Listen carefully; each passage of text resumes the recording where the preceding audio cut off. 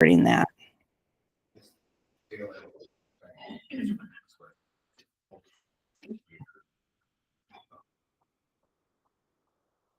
Right. And the other, there's like two other potential pots of money. I mean, the problem is that we have all these irons in the fire. I can't use them right this minute. So Judge Bitzer is doing a program through BJA, which is it's a federal judicial assistance. So they were just granted $100,000, which is, I think, a 1-year grant, and then they'll be able to access more money. That's going to be utilized for the pretrial programming we've been talking about for a couple years. So we're going to be able to fund that with that. I am doing a very similar program. It's a 1 year, you work on stuff, you develop your program, and then they decide if they're going to give you money. So I'm presently working on one for the medically assisted treatment in the jail, which we've been talking about for a while. So I suspect we're going to receive some money from there that may be able to cover some of these expenses as well in the future. Just don't have it right now. My concern is Heather Walther is amazing, but I don't want her to get burnt out because she is doing over the top right now. And I've got to get her some help. So I'm trying to give you a proposal that, this isn't coming out of the general. This is a direct utilization of those funds for the purpose for which they have been provided. So, any other questions?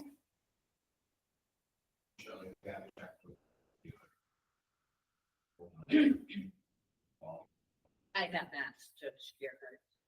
But I can do that. You could even, we could say like, no.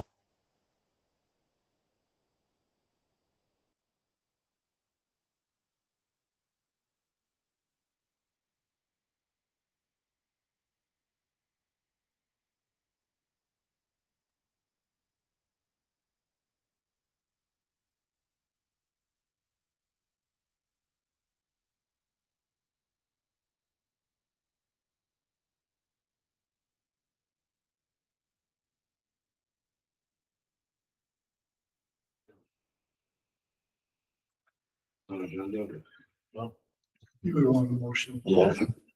For Thursday. I propose to put that on a motion for Thursday.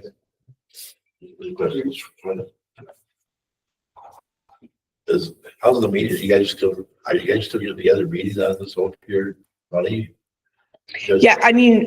There's, like I said, there's like various projects going on right now.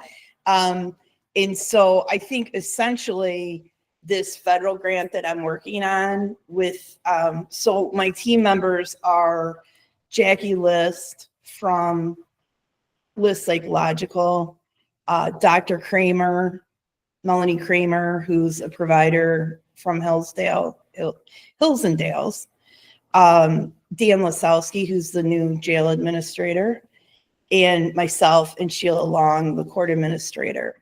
So we were working through this medically assisted treatment, and then we've had a change in the jail administrator. We have a new sheriff. The new sheriff's very supportive of this programming as well, which I very much appreciate. And so it kind of slowed down a little bit as far as making that change. But Dr. Kramer they have an outpatient program at List. So the whole idea of what we're trying to do is provide medically assisted treatment in the jail. And Shelley and I had a long conversation about this a couple of weeks ago. All the liability stuff for the jail is like, you've got to have it. So we're setting that up through partnering with all of those folks. But the thing that's good is Dr. Kramer and List have an outpatient program. So what we're trying to do, and the purpose of our project will be not only to set up the MAT in the jail, but then to have a process by which people, once they're released, they go into the outpatient program. So there's not the gap of they're released and then they're back on their own. So we try to transition them into the outpatient program. They'll already be familiar with basically they'll be participating in the same program when they're incarcerated, and then they'll transition. So we make sure, because release from incarceration, there's the highest risk for overdose is very high. So that's the goal and objective of what we're doing there.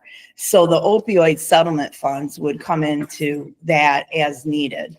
And what I expect that we'll utilize some of those funds for within the context of this programming would be for the medication itself, because there's not a lot of funds available to pay for the medication.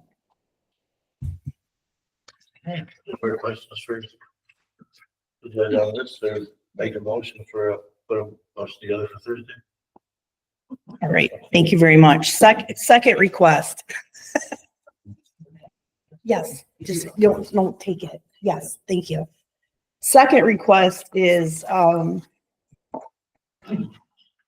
back to the law clerk business, which we talked about at the end of last year prior to the budget. At some point, there was $28,000. Shelley and I talked about this. I think that it was Commissioner Grimshaw had made, what's my understanding from Shelley, a one-time $28,000 towards the law clerk. All right. So for the before last year, like 2 years prior, I basically funded the law clerk by utilizing that $28,000.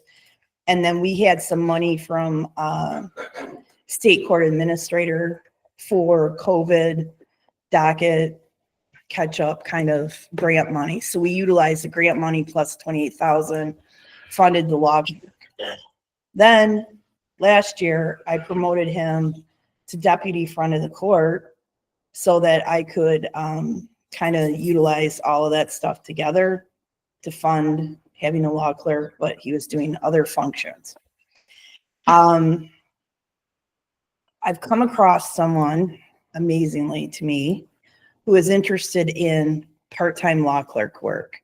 Now, I never thought that I would find someone that's interested in doing this, but this person, is a stay-at-home mom, homeschooling, but doing some practice, but would like, something that would not be a full-time position, but something that, and a lot of that work could be done, if you want to call it remotely, or, it's a research type of position. So it's something that she could do at home while the kids are doing their schoolwork and such. So anyways, I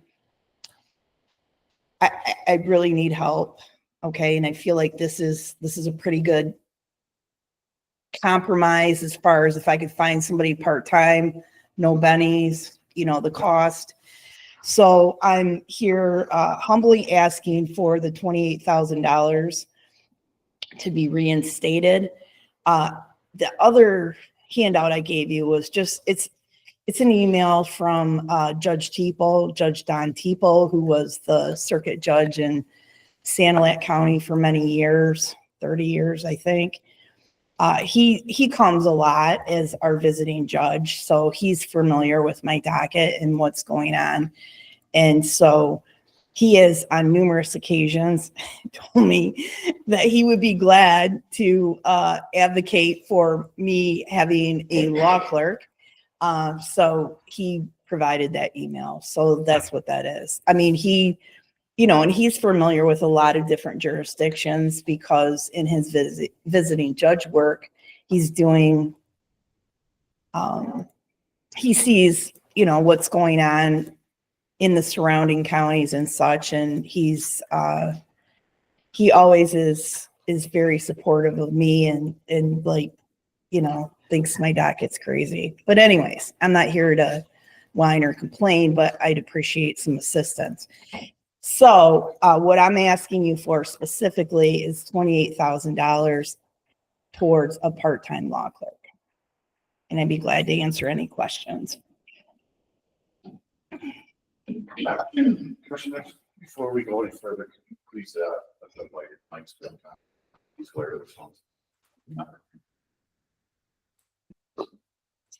You got people just.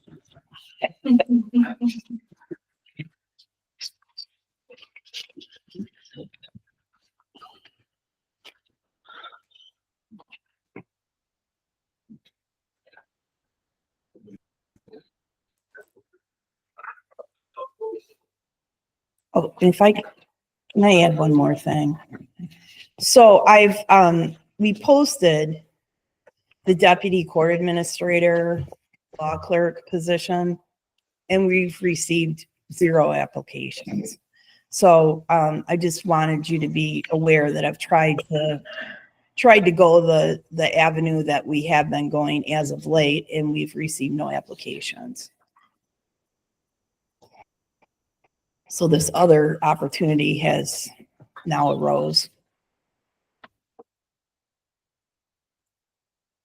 Any questions on this, from the finance? Judge, thank you, Chairman. Is there any potential grant funding for the future for this position, or is it, or have you explored that already? Well, I mean, the money that we utilized for that was COVID money that through, docket reduction through scale. I'm not aware at this point of anything that I could access for that particular position. Sure. And as I look back to, the $28,000 that we allocated for that 1 year, why would 1 year? I kind of. And Because it it was actually something- continued for a couple years, but I think We it was, continued it, but I think. yeah, it was most like a of it, one-time thing is how Yeah. Shelley, If we didn't understand that, we continued for a couple of years, I know, because why would we think it would be a one-time thing? Because how you're still gonna need to, so I don't understand that, but. Mr. Chair, that's what I was gonna ask. Was this gonna be a one-time year thing or was this gonna be a permanent thing? well, if I can get the person who's potentially interested in part-time work, I would want it to be as long as she's willing to do it. And I know, of course, been looking for a law clerk for a while. And, this was an opportunity with somebody coming in part-time. This could answer both questions, because they've been wanting it for a while and we've been reluctant a little bit on it. And, Well, and I I feel mean, you. FTEs are expensive, you know They're what I mean? expensive, I yeah. understand that and I mean, honestly, I sit up there and I try and think of solutions to problems like every day of my life. And so this one, I was like, okay, if I could get that money and I actually sat down and talked to this person and said, like, we could put these things together, a couple different tasks, and this person is uniquely interested in part-time work.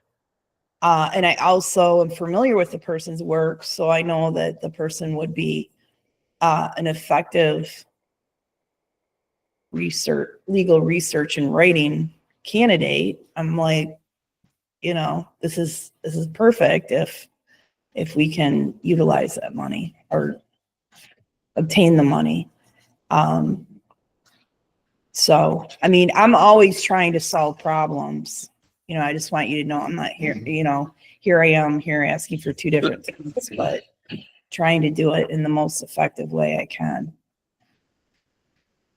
Chairman, if it pleases the board, I'd like to have this added for Thursday as a motion for continuation of funding from clerk. I think it's a necessity, especially with the judge weighing in on it. That'd be my request. Yeah. Okay, I'll put back on Thursday for promotion. All right.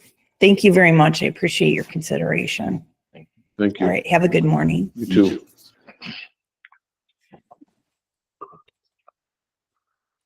Move on to number 3, lobby ambassador agreement with JCL Protection, Steve Anderson.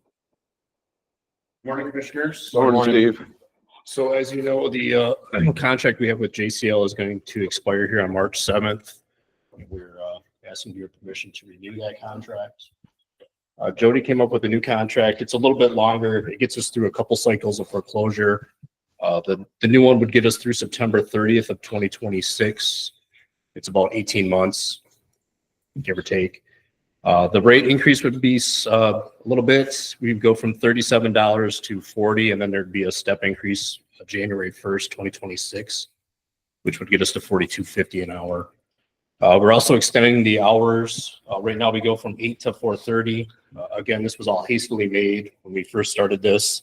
But we found if we maybe would start at 7:45, so 15 minutes before the building opened, and go till 4:45, which was 15 minutes after. So that would give them time to get in here, open up, and then close at the end of the day as well. Other than that, the contract is pretty much exactly the same as what we have. Any questions? And this would be coming out of the foreclosure fund, not general fund money. And this is for the Perch building, not the courthouse, as some reports stated, apparently. Chair, I'd like to put that on a motion. They give me a motion, or can we consent that? Consent? Yeah, can we consent I that? think Or you think we should make I that? would put it as a I think a motion contract only motion, for, yeah. they're much easier to find Okay, in the future for, and this is a year, right? It's 18 months. So 18 months, I mean, I don't think we're gonna lose it. Yeah. But I would prefer that, usually Okay. something like a I would too. contract. that's fine. Here's with the board. You can do that. All right, thank you very much. Thank you. I have one more thing for you. So there is, if you all remember back in a couple months ago, we had some money that was allocated to us for emergency scene lighting for all the fire departments. I didn't quite spend that money, all of it, because the prices came in a little bit better than expected. So I have roughly $3,700 to spend. Instead of giving that money back, I want to spend it on some additional lighting. So that's what I'm asking for permission for.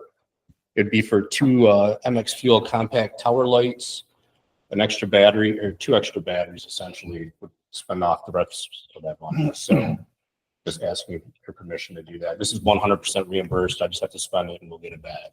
So, That's fire department still. yeah, fire and the sheriff's department has one as well. So instead of giving the money back, I'd rather spend it here. So, Consent. Consent agenda? Consent, yeah. all right. That's all I have. Thank you. Thank you. Move on to number 5.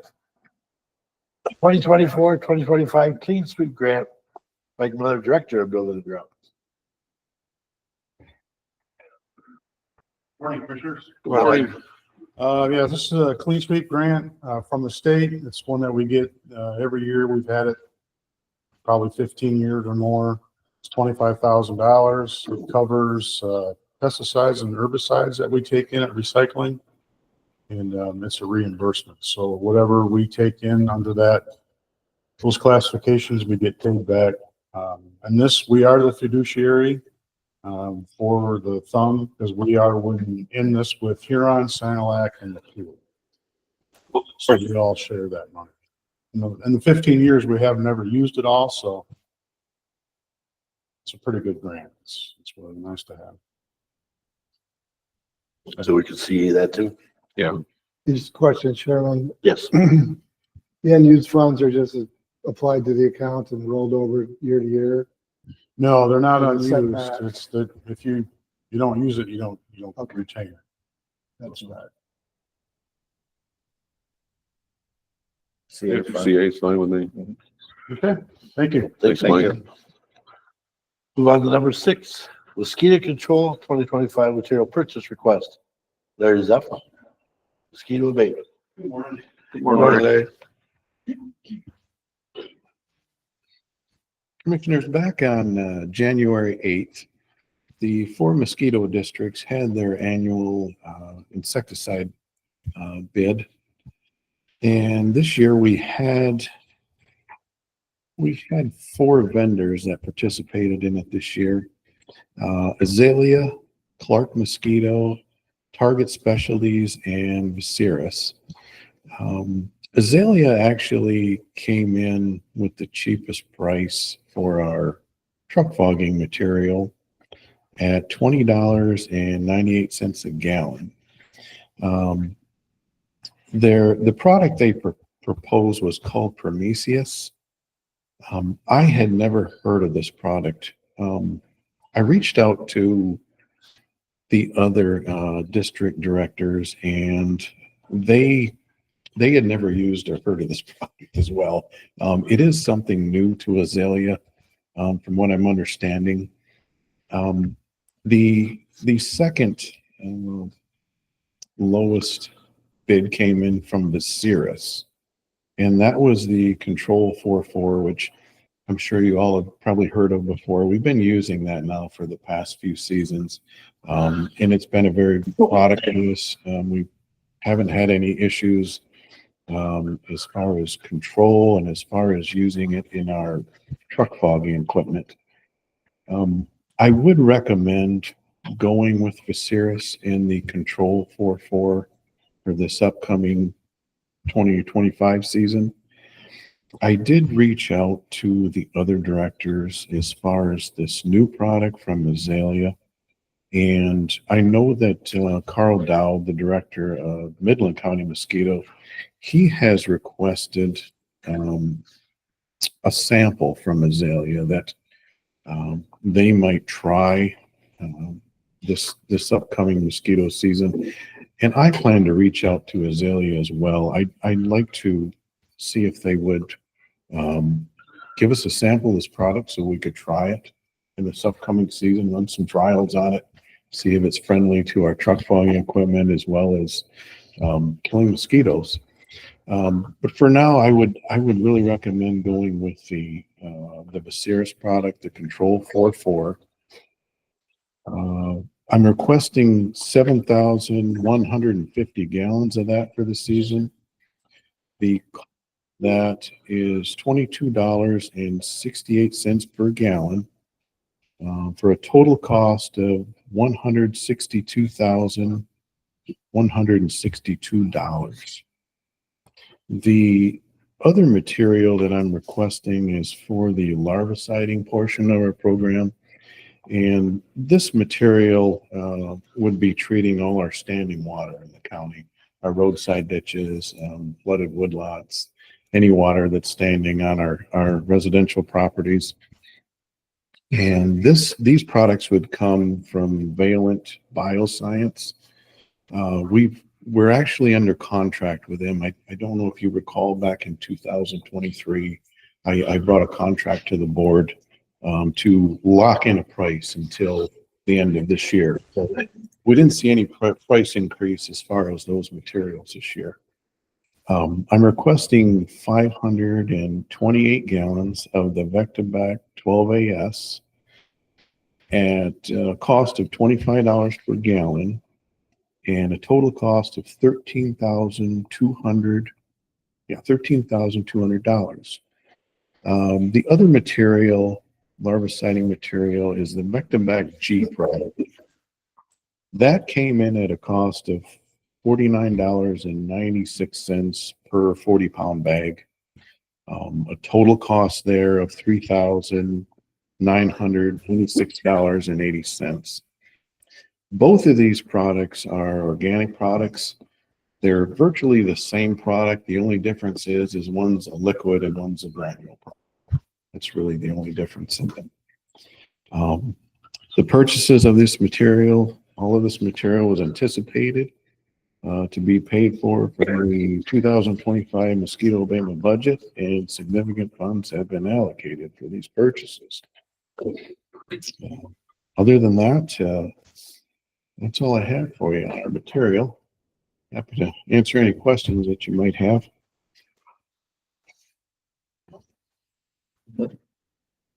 See it? Yeah.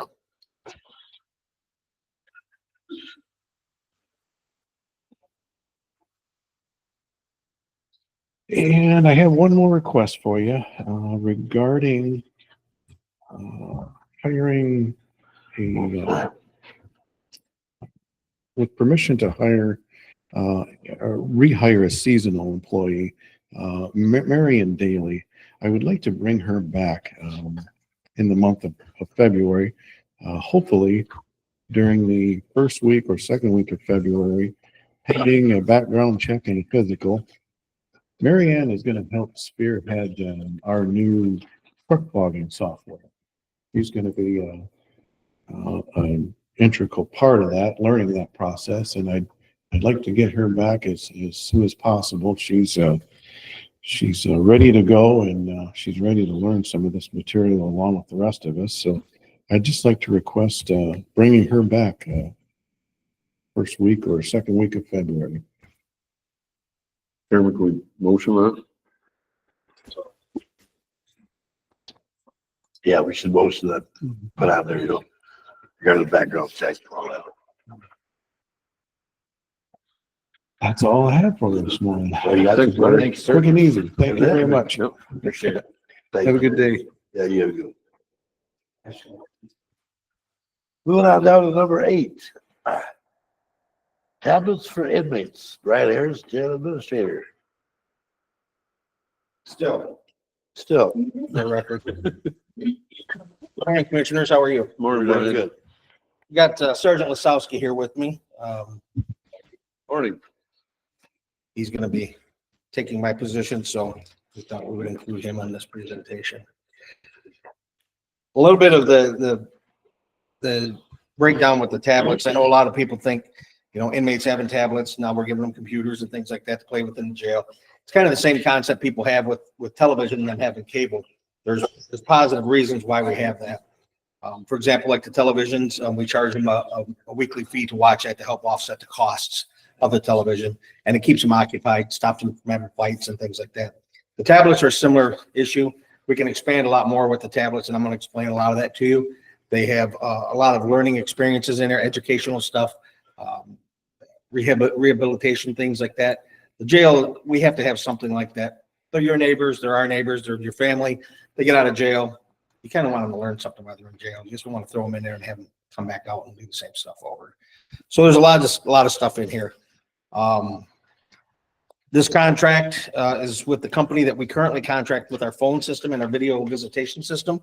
So it's not a new company. We've been dealing with them for quite a few years. They've treated us real well. We haven't had any problems out of them whatsoever. If we do have any issues with equipment, they fix it right away. So this contract would extend our current contract with them by 4 years, and it has an annual renewal available thereafter, and that's been in the contract since we have been doing business with them.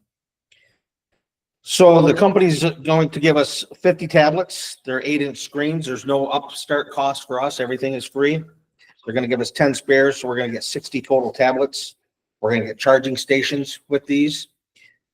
The inmates will be able to have email and text messaging, which we can monitor, and there's a fee for that, so we will have income off of that. It doesn't come off of the inmate's account. It comes off of whoever's sending the message, just like if they would be making phone calls generally in reverse.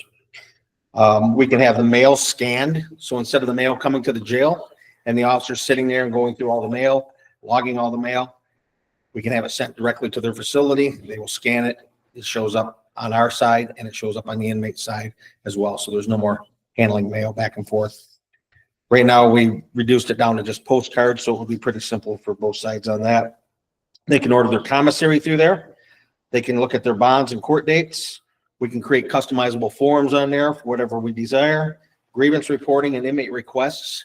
Right now, the officers get hounded with all these requests coming through every time you walk down the hallway. I bet you there's probably 20 or 30 requests a day that come through these paper requests that we have. They can do medical requests, which go right to sick calls. So instead of them filling out these forms, the officer getting them, then put them in the nurse's folder. And then when she comes in the morning, she sees them. It's kind of a lengthy process. They can do these medical request forms, submit them, they'll go right to the nurse's station as well. So she'll have them. We can have our inmate handbook, any other facility documents that are on there.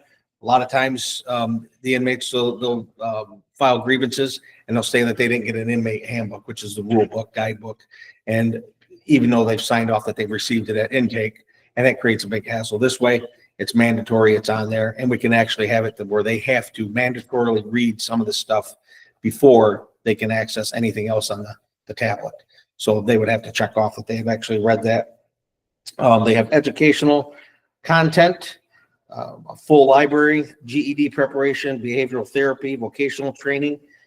We can upload, again, our own content as far as anything we want them to have on there. It supports continued learning after release at no county to the county or the user. So if they're working on their GED, they get out of jail, they can continue working on their GED with that program. They have free ebooks, religious materials. We have a lot of different times, inmates will claim to have a different type of religion. Some of them do, some of them don't. Some of them are doing it just for the headache of trying to jump through the hoops with the staff. This provides all the different religious books, so they're all accessible to them. So that eliminates all of that. It has a purple video relay service to ensure ADA compliance. That's something that's come up recently over at the sheriff's office, where we are paying for a service for that, and it's not cheap. I believe it's $1.50 a minute or something. $4.99 a minute, even more than I thought. So that would eliminate that. That's free of cost. So if we do get anybody in there that's handicapped or even a foreign language, that is addressed in here as well. So we can relay that. They have their own login credentials on there. They have facial recognition to prevent unauthorized access from other inmates, which is something we do have problems with. The PIN system that we have at the jail, it's kind of generic, but there's really no other way to do it. But they find ways to scan each other in there. This does facial recognition, so if there is a problem, we can see somebody's access somebody else's account. It minimizes our staff involvement with the inmates for time-consuming things. They have a word detector, keyword search module in there for investigative purposes. So if somebody's sending mail, they're doing any type of visits over it or text messages, we can set previous words in there that it will alert staff that these words have appeared on there, or we can actually go in and type something if we're looking for something. If we think somebody's a certain name, for example, we can type in their name and it'll pull that right up. We do get a commission off of this. They do have streaming entertainment content. They can listen to music and watch videos, movies, which they can also do on the television, but we get a commission off of that. The commission was originally 15%. It's 5 cents per minute for the streaming entertainment. Emails and texts and photo sharings are 25 cents per message. Originally, they offered us 15%. I spoke to our representative and told him I think he could do better. So he come back and he said, well, I can get you 17%. Well, he kind of knew we wanted a little bit more, so he reached out to Sergeant Lisowski and told him that he would be able to give us 20%. So we bumped that up, put it back.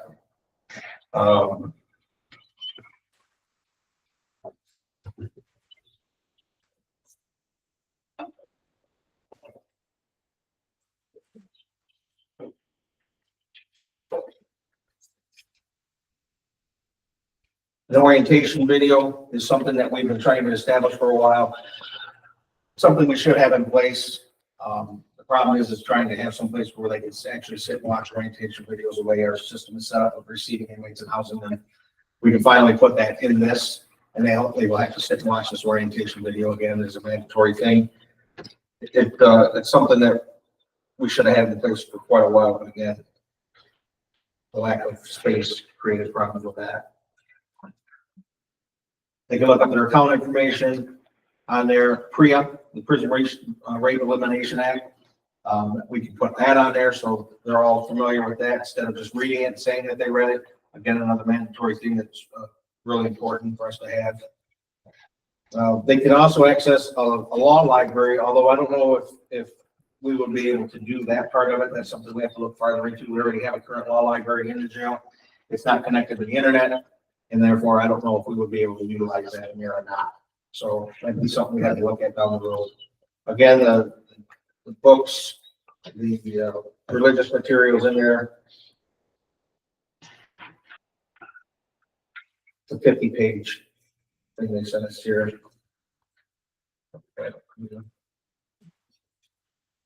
Analyzing connections.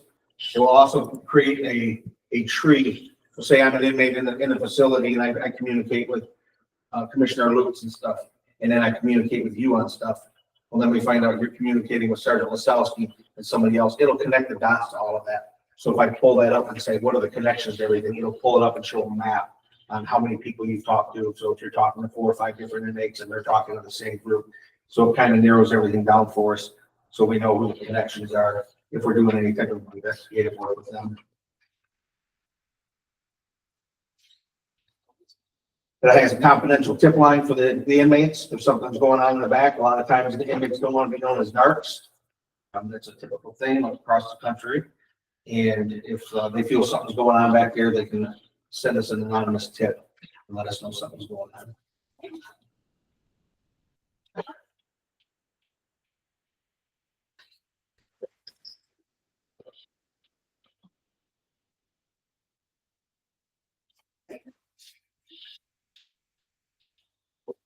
The GED testing, they also have HiSET and TASC. HiSET is a high school equivalency test, and TASC is test assessing secondary completion, which are all equivalent to a high school diploma. So there's multiple variables on that.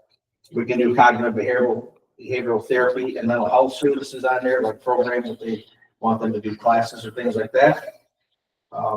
There's health applications on there if they want to learn